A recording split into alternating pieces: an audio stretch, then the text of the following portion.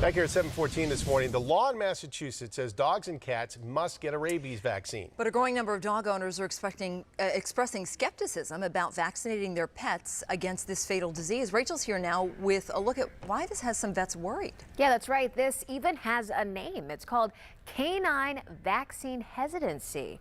Although this puts pets and people at risk of getting rabies, a local researcher found this attitude is more common than you might think. Man's best friend has had a pretty good run at avoiding a fatal disease over the past couple decades.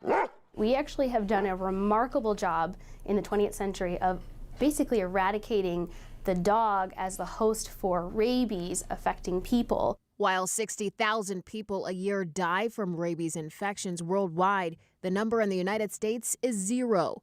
The reason? Mandatory laws that require rabies vaccinations.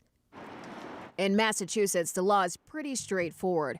Quote, whoever is the owner or keeper of a dog or cat in the Commonwealth 6 months of age or older shall cause such dog or cat to be vaccinated against rabies by a licensed veterinarian using a licensed vaccine. Dog owners we spoke to at the Quincy Dog Park support mandatory vaccinations. It's the law and they should be vaccinated. I have confidence in science and medicine, that's right. I don't see why somebody wouldn't do that for their dog and for the safety of other people. But not all pet owners agree. A poll found that 53% of dog owners have some concern about the safety, efficacy, or necessity of rabies vaccines. 37% believe the shots can lead to cognitive issues like autism. We worry that the consequences of non-vaccination could impact both our four-legged friends as well as all of us. Matt Mata is an assistant professor at the BU School of Public Health. He's one of the lead researchers on this project. He says dog owners should think about the increased likelihood of their pet coming in contact with wildlife. Coyotes, for example, are being seen in more populated areas lately, like this one in our Dedham parking lot last week, or this pair on a Brighton lawn. That's very alarming to us. They could potentially get our four-legged friends sick.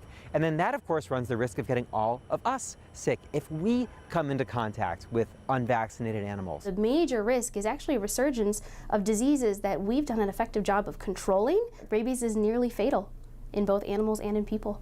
Dr. Mira Gatlin is a veterinarian and teaches public health at the Cummings School of Veterinary Medicine at Tufts University. Vaccine hesitancy has been around for a long time in a number of different, public health situations, but COVID really brought it to a head in many cases. Dr. Gatlin says the best approach is to ask your vet questions if you have any concerns. A lot of misinformation is being spread around, so I encourage these individuals to then speak to people who really know the science behind it.